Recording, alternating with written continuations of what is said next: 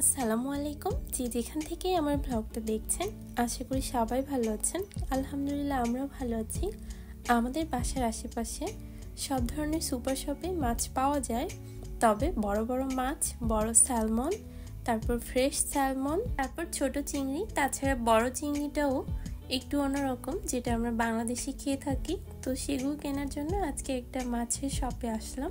মাছের শপের পাশে একটা সবজি শপও আছে, যেখানে বাংলাদেশি কিছু সবজি পাওয়া যায়, যেমন বড় সাইজের লাউ, পুঁইশাক, তারপর ধুন্দল। এছাড়াও আর কি পাওয়া যায় শপে গিয়ে দেখাবো। তো আমরা এখন বাসা থেকে বের হয়েছি, সুদানমা স্টেশনের পাশ দিয়ে যাচ্ছি।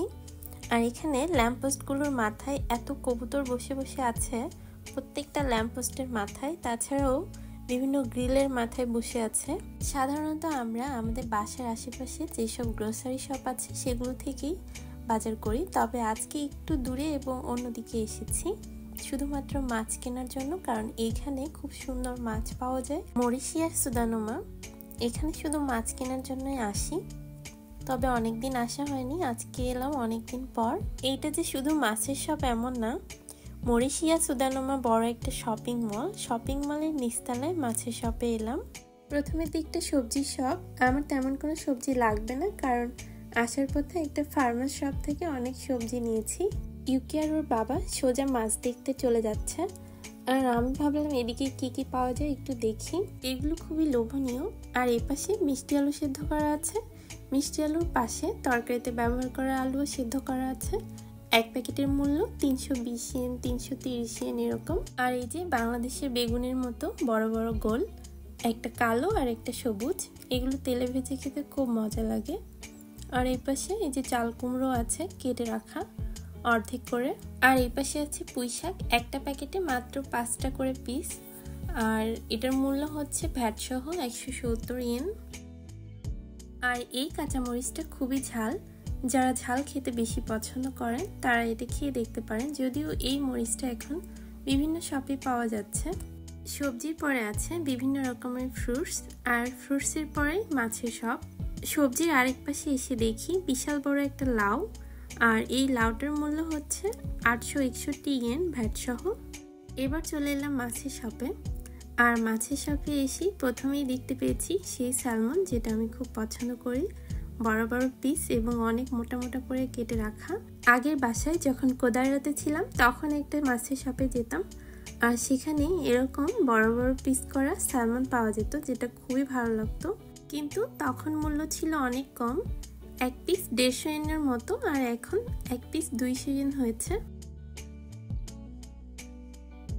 কয়েক পিস স্যালমন নিয়ে এই পাশে এলাম। এখানে এসে দেখি বিশাল সাইজের কাঁকড়া, আর এই পাশে বড় বড় মাছগুলো রাখা আছে, যদিও আজকে খুব বেশি বড় মাছ নেই। আর এই মাছগুলো নিয়ে এখান থেকে কেটে পরিষ্কার করে চাইলে ওনারা পরিষ্কার করে দিবেন সুন্দর করে, এবং কিরকম পিস করে নেবেন সেরকমই করে দিবে। বাংলাদেশের গলদা চিংড়ির মতো এই পাশে বড় চিংড়িটা আছে, এক পিসের মূল্য 130 ইয়েন। আর এই হচ্ছে ছোট চিংড়ি, যেটার কথা বলেছিলাম। এটা আমার খুবই পছন্দ, কারণ যে কোনো সবজির মধ্যে দেওয়া যায়। আর এটা আরো ছোট, একদম ছোট ছোট। এই চিংড়িটা ভর্তা খেতেও অনেক মজা, তাছাড়া বিভিন্ন শাকসবজির মধ্যে দেওয়া যায়। মোটামুটি বাজার করা শেষ, তো আমি পুরো শপটা একটু ঘুরিয়ে দেখাই কত বড় আর কিরকম।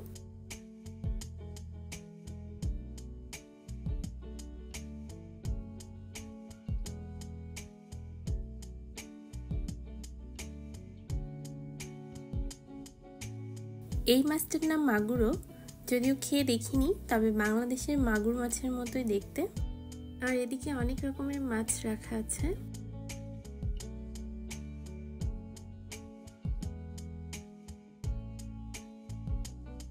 সামনে একটা লাল মাছের অনেক বড় চোখ দেখা যাচ্ছে, বাংলাদেশের মাছের মতো, কিছুটা তেলাপিয়া মাছের মতো।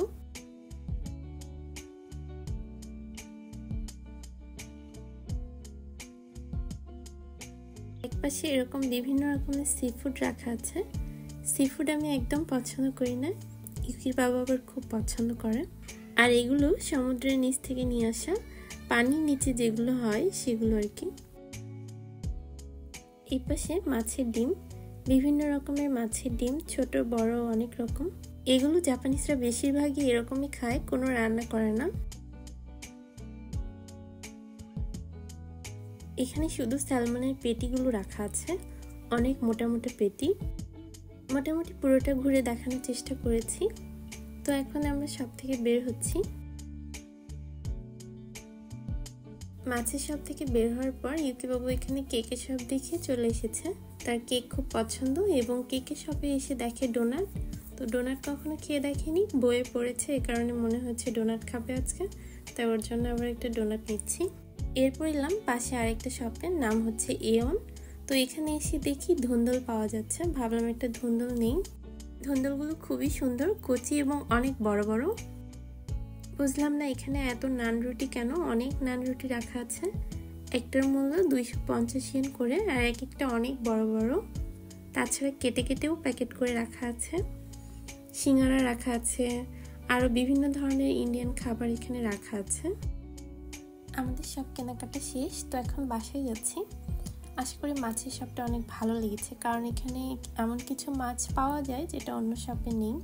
তো আজ এখান থেকে বিদায় নিচ্ছি, সবাই ভালো থাকবেন। আর আমার ভিডিওগুলো যদি ভালো লেগে থাকে তাহলে আমার ইউটিউব চ্যানেলটাকে সাবস্ক্রাইব করতে আর ফেসবুক পেজটাকে ফলো করতে ভুলবেন না আশা করি। আর লাইক কমেন্ট শেয়ার করলে আমি ভিডিও করার উৎসাহ পাবো। আল্লাহ হাফিজ।